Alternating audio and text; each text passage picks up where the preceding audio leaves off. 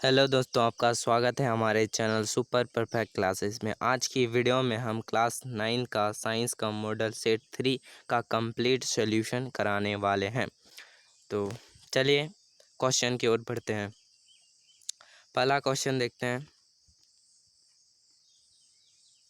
कि इनमें से 5 प्रश्नों का उत्तर दें। हम सभी प्रश्नों का आपको आंसर के साथ।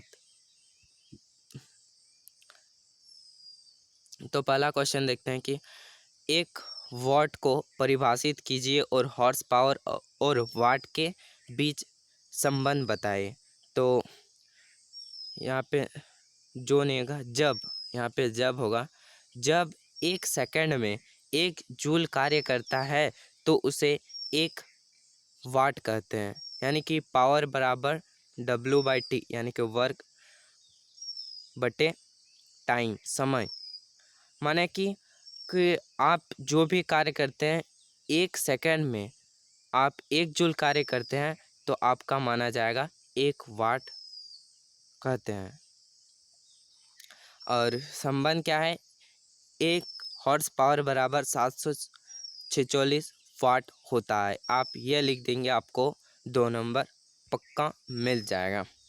दूसरा नंबर क्वेश्चन देखते हैं कि ध्वनि तरंगों को यांत्रिक तरंगे क्यों कहते हैं। तो देखते हैं आंसर कि ध्वनि तरंगों को यांत्रिक तरंगे इसलिए कहते हैं क्योंकि ध्वनि एक ऊर्जा है। ध्वनि क्या है? ध्वनि एक ऊर्जा है जो स्वयं उत्पन्न नहीं हो सकती। इसे उत्पन्न करने के लिए किसी न किसी प्रकार की यांत्रिक ऊर्जा की आवश्यकता होती है। चाहे हम ताली बजाएं या हथौड़ा से घंटी बजाएं, यांत्रिक ही ध्वनि ऊर्जा से उत्पन्न करती है।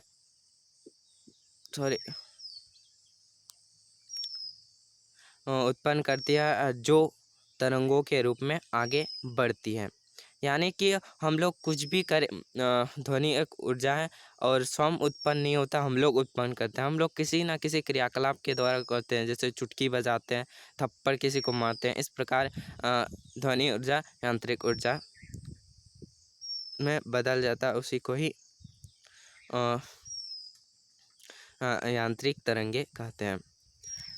तीसरा नंबर क्वेश्चन देखते हैं कि सल्फर 8 का मोल द्रव्यमान ज्ञात करें। एस मतलब होता है सल्फर, सल्फर दिया हुआ है तो उसका मोल द्रव्यमान क्या होगा। तो सल्फर 8 का 8 हो जाएगा 8 गुना 32।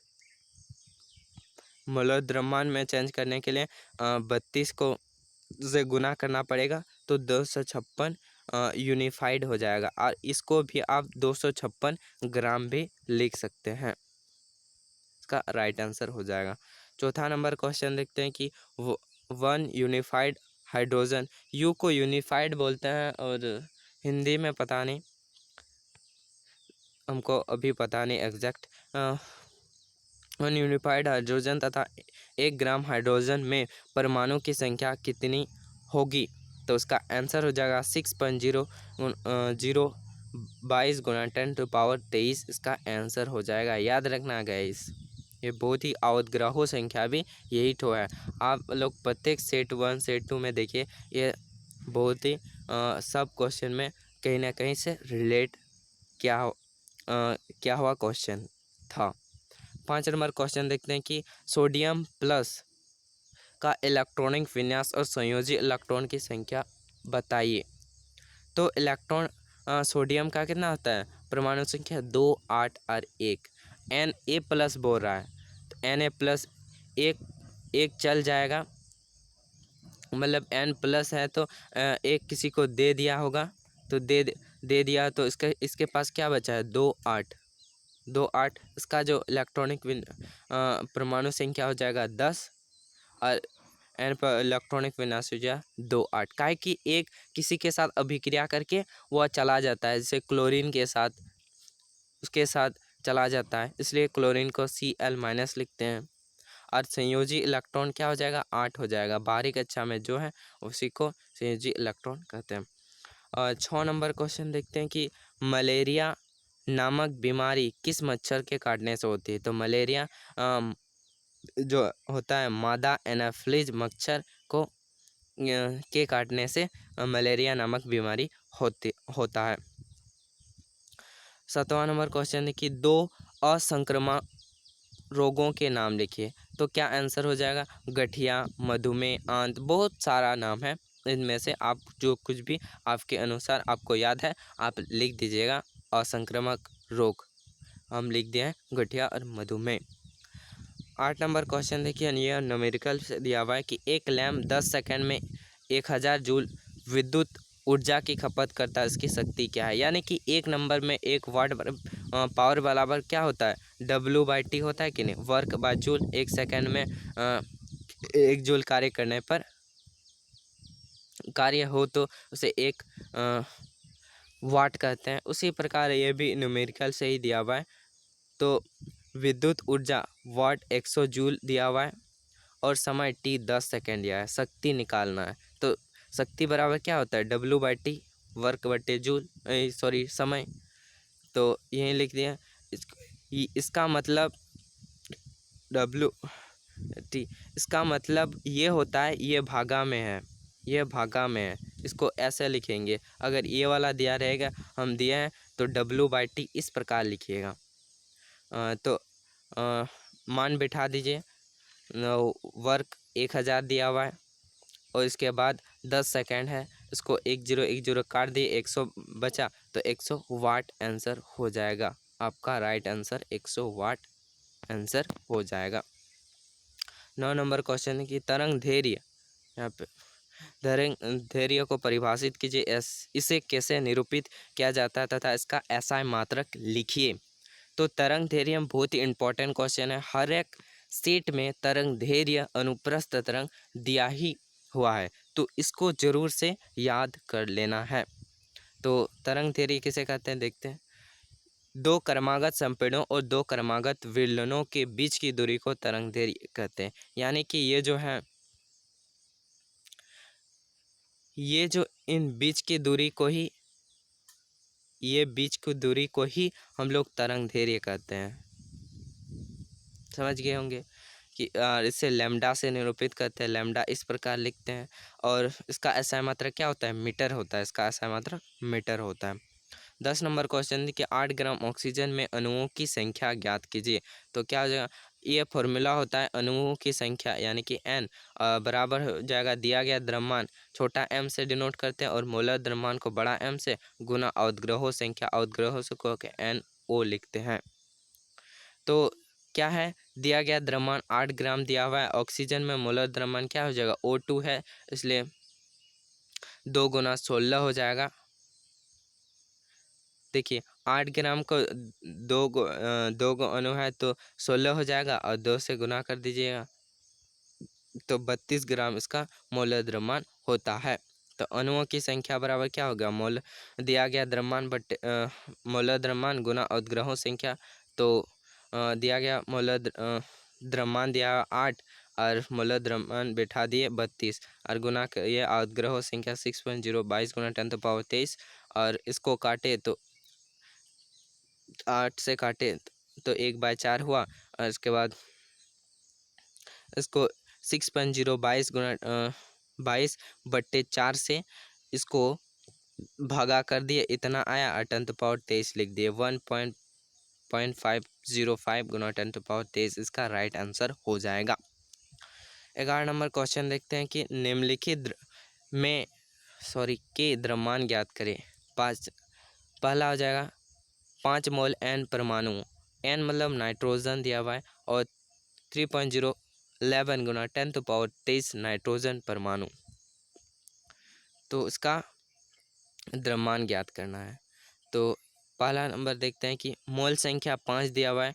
1 मोल नाइट्रोजन परमाणु का 14 यूनिफाइड होता है तो 14 ग्राम हो जाएगा।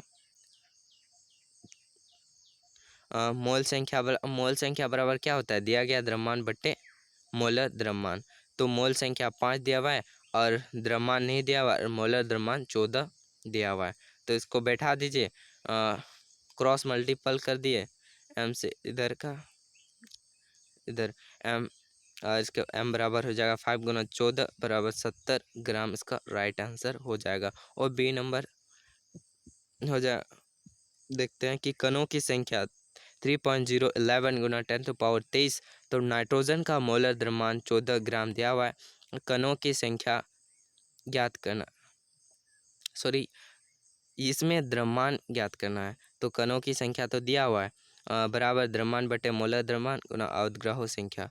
तो कणों की संख्या दिया हुआ है, कणों की संख्या यहाँ बैठा दी है, द्रव्यमान नहीं दिया हुआ है, मोलर द्रव्यमान भी दिया हुआ है 14 बैठा दीजिए, और अवगाह्रो संख्या भी बैठा दिए।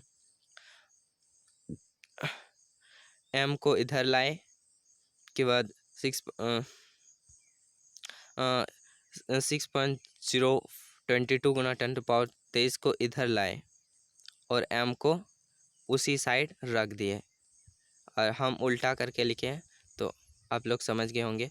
इसको इस प्रकार आएगा, इस प्रकार काट देंगे। 10⁻23 और 10⁻23 कट जाएगा, और 3.011 और 6.022 को 2 से कट जाएगा, और 2 से काटेंगे 14 को तो 7 हो जाएगा। तो द्रव्यमान एम बराबर 7 ग्राम इसका राइट आंसर हो जाएगा आपका। 12 नंबर क्वेश्चन देखते हैं कि दिया हुआ है किसी तत्व के परमाणु में 11 प्रोटॉन और 12 न्यूट्रॉन है, तो उस परमाणु का परमाणु संख्या और द्रव्यमान संख्या और संयोज्यता ज्ञात करें। तो प्रोटॉन की संख्या 11 है और न्यूट्रॉन की संख्या 12 दिया हुआ है। तो प्रोटॉन की संख्या बराबर होता है परमाणु संख्या। प्रोटॉन की संख्या जितना होगा तो परमाणु की संख्या उतना ही होगा। अगर यदि परमाणु संख्या जितना दिया हुआ है तो प्रोटॉन की संख्या भी उतना ही होगा। तो प्रोटॉन की संख्या दिया हुआ है 11, यानी कि परमाणु संख्या 11 दिया हुआ है, तो 11 इसका आंसर हो जाएगा। द्रव्यमान संख्या क्या होता है? द्रव्यमान संख्या होता है प्रोटॉन की संख्या प्लस न्यूट्रॉन की संख्या। तो द्रव्यमान संख्या प्रोटॉन की संख्या 11 दिया हुआ है और न्यूट्रॉन की संख्या 12 दिया हुआ है, तो इसका जोड़ करेंगे तो कितना आएगा? 23। इसका 23 राइट आंसर हो जाएगा। ऐसा लिखिए, आपको फुल नंबर मिल जाएगा। और संयोजकता दिया हुआ है 11 का परमाणु संख्या यह सोडियम का होता है, तो इलेक्ट्रॉनिक विन्यास 2 8 1 होगा। बाहरी कक्षा में जो होता है ना, बाहरी कक्षा में जितना संख्या होता है, यहाँ पे 1 दिया तो इसका 1 संयोजकता हो जाएगा। क्लोरीन का होता है 17, तो 2 8 7 इसका संयोजकता कितना होगा? 7 हो जाएगा। लास्ट वाला डिजिट को ही संयोजकता कहते हैं। 13 नंबर क्वेश्चन देखिए कि ओजोन परत क्या है, इसे परत में छिद्र होने के क्या क्या कारण हैं। तो देखिए, ओजोन परत वह परत होती है जो सूर्य से पृथ्वी तक आने वाली घातक पराबैंगनी विकिरण को सोख लेती है तथा उन्हें पृथ्वी तक नहीं पहुंचने देती है। जो आप लोग सुने होंगे ओजोन मंडल, समताप मंडल, क्षोभ मंडल, ये भी ओजोन परत है जो ओजोन गैस पाया जाता है। ओजोन गैस बहुत ही हानिकारक होता है, उससे हम लोग का त्वचा कैंसर, आंखों का मोतियाबिंद हो सकता है। बहुत ही खतरनाक किरण है जो ओजोन परत उसको रोक लेती है, यानी कि सोख लेती है और पृथ्वी तक पहुंचने नहीं देती है। और इसके परत में छिद्र होने के कारण एरोसोल, क्लोरोफ्लोरोकार्बन, कार्बन मोनोऑक्साइड का अधिक उपयोग करना, इन गैसों का अधिक से अधिक उपयोग करना। क्लोरोफ्लोरोकार्बन हमारे फ्रिज कूलर में से उत्पन्न होता है, बहुत ही कम मात्रा में, लेकिन बहुत ही हानिकारक या प्रभावकारी होता है ओजोन परत को छाया करने में। 14 नंबर क्वेश्चन कि अच्छे स्वास्थ्य की आवश्यक स्थितियां। तो देखते हैं, पहला हो जाएगा कि उचित आहार। अच्छे स्वास्थ्य को रखने के लिए हमें आवश्यक संतुलित पोषक तत्वों जैसे प्रोटीन, विटामिन आदि युक्त संतुलित आहार लेना चाहिए।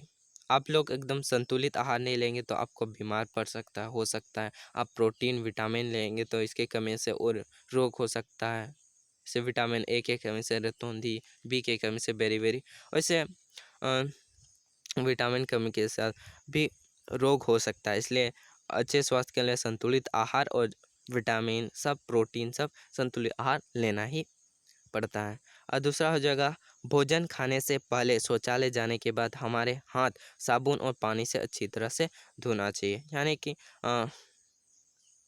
हम लोग को खाना खाने से पहले हाथ को पूरी तरह अच्छी से धोना चाहिए।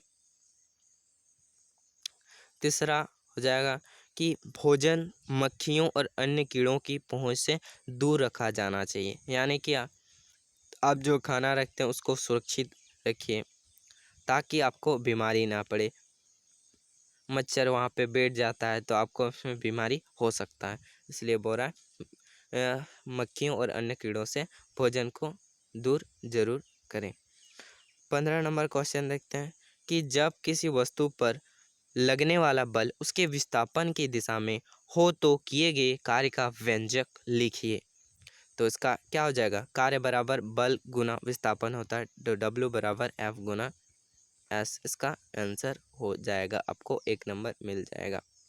इसके बाद न्यूमेरिकल दिया है कि 1500 किलोग्राम द्रव्यमान की एक कार 30 ग्राम घंटा के वेग से चल रहे वेग 60 किलोमीटर प्रति घंटा तक बढ़ाने में किया गया कार्य ज्ञात कीजिए।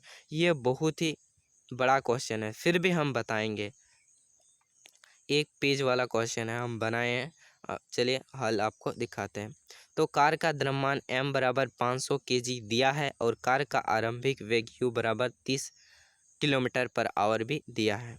तो इसको 30 गुने 1500 बट्टे 60 गुना 60 यानी कि इसको चेंज करना है मीटर प्रति सेकंड में, तो इसलिए 60 से गुना कर दिए। अब समझ गए होंगे क्योंकि केजी और किलोमीटर को मीटर पर सेकंड में चेंज करना है, तो 60 से गुना कर दिए। तो काट कोट के आप देख रहे हैं कि 0 0 यहाँ 60 0 0 काट दिए हैं, फिर 3 से काट दिए हैं 5 और 3, इस प्रकार काटे आप देख लेंगे। और इसके बाद बचेगा 25/2 मीटर पर सेकंड, तो इसको भागा करेंगे तो 12.5 मीटर पर सेकंड निकलेगा।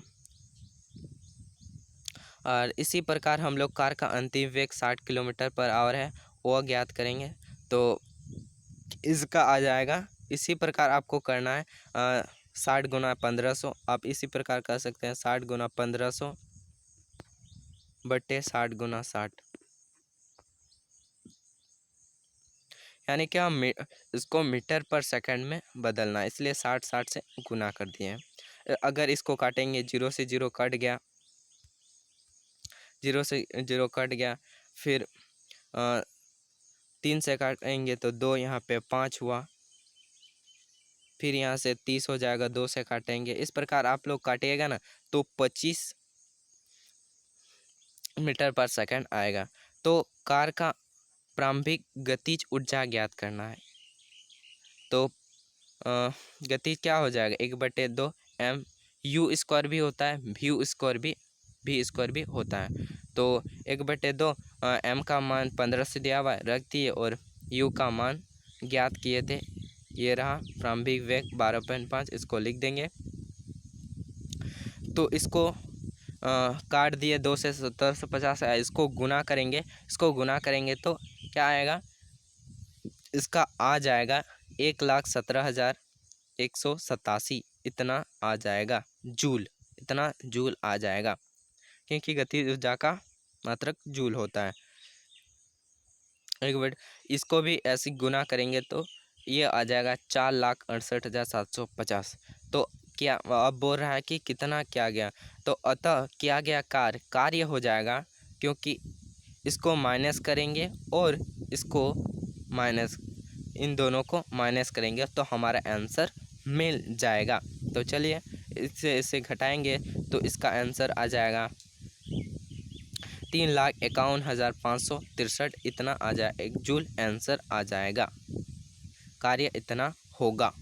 कैसा लगा ये क्वेश्चन, बहुत ही हार्ड था लेकिन ये क्वेश्चन फिर भी बता दिए।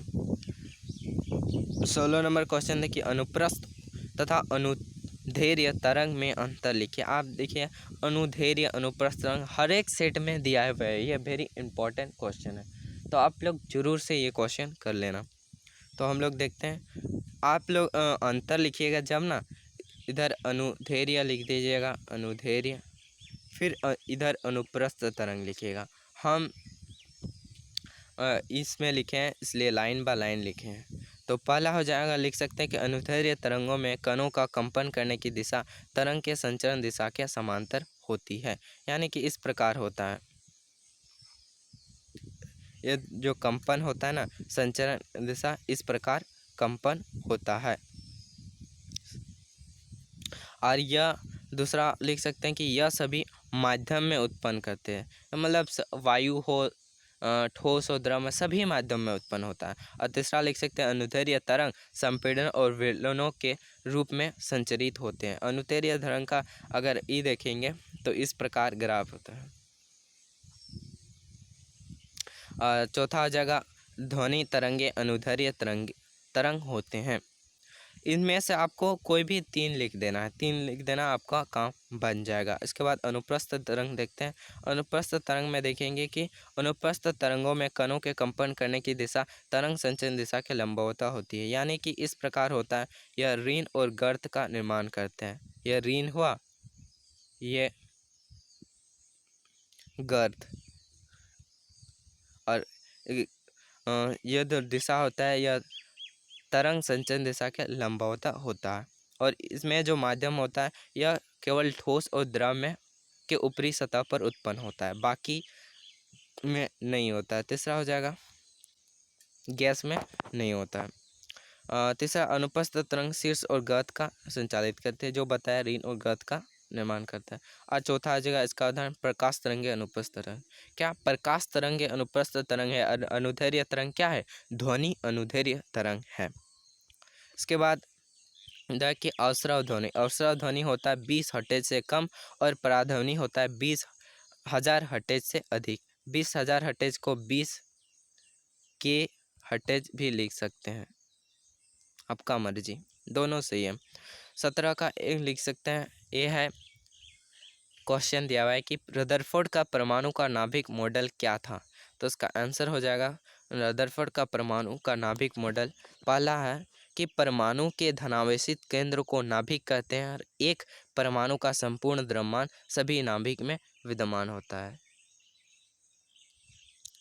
और दूसरा इसका मॉडल था कि इलेक्ट्रॉन नाभिक के चारों ओर अपनी निश्चित कक्षाओं में घूमता है।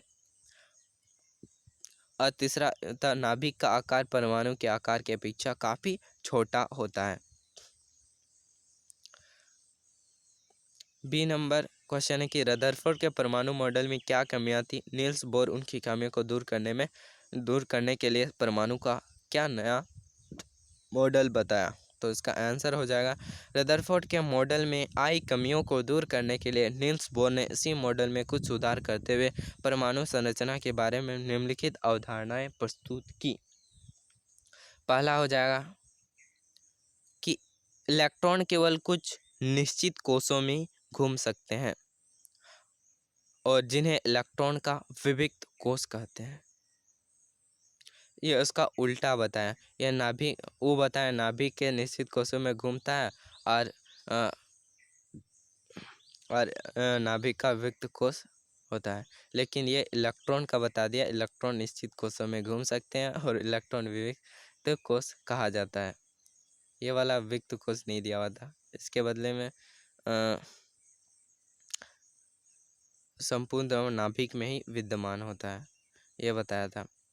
और दूसरा नील्स बोर ने कमियों को ढूंढा था कि जब इलेक्ट्रॉन इस विविक्त कोष में घूमते हैं तो उनकी ऊर्जा विकृत नहीं होती। आप इसको आंसर लिख दीजिए, आपका काम बन जाएगा। 18 नंबर क्वेश्चन दिया कि संक्रामक रोगों के फैलने से रोकने के लिए विद्यालय में कौन सी सावधानी आवश्यक है। तो इसका आंसर देखते हैं। इसका आंसर हो जाएगा संक्रामक रोगों को फैलने से रोकने के लिए विद्यालय में निम्न सावधानियां आवश्यक है। पहला आंसर क्या हो जाएगा, पहला आंसर हो जाएगा विद्यालय में साफ सफाई की व्यवस्था हो। दूसरा हो जाएगा पेयजल कीटाणु रहित होनी चाहिए, और अगर पेयजल नहीं होगा तो बीमारी आपको हो सकता है। और तीसरा हो जाएगा शौचालय साफ रही है। तो बहुत ही इम्पोर्टेंट है कि शौचालय साफ होना बहुत जरूरी है हर विद्यालय में। चौथा हो जाएगा पानी खड़ा रखकर मच्छरों को पनपने ना दिया जाए। अब पांचवा हो जाएगा संक्रामक रोगों के बचाव के लिए टीकाकरण करना चाहिए या करवाएं। इसका आंसर हो जाएगा। 19 नंबर दिया है कि नाइट्रोजन का चक्र का आरेख बताते हुए व्याख्या करें। तो हम लोग व्याख्या करेंगे, इसके बाद आपको चित्र आलेख दिखा देंगे और समझा भी दे देंगे। आंसर हो जाएगा हमारे वायुमंडल के 78% भाग में नाइट्रोजन गैस विद्यमान है। जीवन के लिए आवश्यक यह गैस बहुत सारे अणुओं का भाग है। इनमें निम्न अणु सम्मिलित है, जैसे प्रोटीन, न्यूक्लिक अम्ल, आरएनए, डीएनए तथा कुछ विटामिन। आरएनए मतलब राइबोन्यूक्लिक एसिड और डीएनए हम जानते हैं डायऑक्सी राइबोन्यूक्लिक एसिड होता है। और अन्य दूसरे जैविक यौगिकों में नाइट्रोजन पाया जाता है, जैसे यूरिया, अल्कलॉइड। इसलिए नाइट्रोजन प्रत्येक जीव के लिए एक आवश्यक पोषक है। सभी जीवों द्वारा वायुमंडल में विद्यमान नाइट्रोजन गैस का प्रत्यक्ष उपयोग करने से जीवन सरल हो जाएगा। यद्यपि कुछ विशेष प्रकार के बैक्टीरियाओं को छोड़कर दूसरे जीव को निष्क्रिय नाइट्रोजन परमाणु को नाइट्रेट्स और नाइट्राइट जैसे दूसरे आवश्यक अणुओं में परिवर्तित करने में सक्षम होते हैं। नाइट्रोजन स्थिरीकरण की प्रक्रिया करने वाले ये बैक्टीरिया तो स्वतंत्र रहते हैं या द्विबीजपत्री पौधों में कुछ प्रजाति के साथ पाए जाते हैं। ये जो बैक्टीरिया होते हैं यह द्विबीजपत्री पौधों में पाया जाता है। साधारणतः नाइट्रोजन स्थिरीकरण की प्रक्रिया करने वाले बैक्टीरिया फलीदार जड़ों में पाया जाता है, यानी कि वो जो बैक्टीरिया पाया जाता है नाइट्रोजन स्थिर करने का, वह फलदार पौधों में ही जड़ पौधों के जड़ में ही विशेषकर पाया जाता है। इन बैक्टीरिया के अलावा नाइट्रोजन नाइट्रेट्स और परमाणु नाइट्रेट्स में विभिन्न भौतिक क्रियाओं के द्वारा बदलते हैं। बिजली चमकने के समय वायु में उत्पन्न हुआ उच्च ताप तथा दाब नाइट्रोजन को नाइट्रोजन के ऑक्साइड में परिवर्तित कर देते हैं। ये ऑक्साइड जल में मिलकर नाइट्रेट्स या नाइट्रिक अम्ल बनाते हैं और वर्षा की बूंदों के रूप में भूमि की सतह पर गिरते हैं। तब इसका उपयोग विभिन्न जीवों द्वारा किया जाता है। इसका चित्र इस प्रकार हो जाएगा कि जीव जंतु हरे पौधे खाते हैं। हरे पौधे में नाइट्रेट्स और नाइट्राइट्स से अभिक्रिया करके यह अमोनिया में परिवर्तित कर देता है। प्रोटीन को अमोनिया में परिवर्तित कर देता है या जिसे अमोनीकरण कहते हैं। और जब ये जीव जंतु इसके बाद मर जाते हैं, इसके बाद नाइट्रोजन स्थिरीकरण होता है वायुमंडल में। नाइट्रिफिकेशन के द्वारा नाइट्रेट्स का निर्माण होता है। फिर नाइट्रिफिकेशन होता है। इसके बाद वायुमंडल औद्योगिक स्थिरीकरण होता है, से नाइट्रिफिकेशन कहते हैं। इस प्रकार यह चक्र हर एक बार चलता रहता है। इसको आप लिख देंगे, आपका काम बन जाएगा। तो कैसा लगा ये वीडियो कमेंट में ज़रूर से बताना। मिलते हैं अगले वीडियो में। जय हिंद।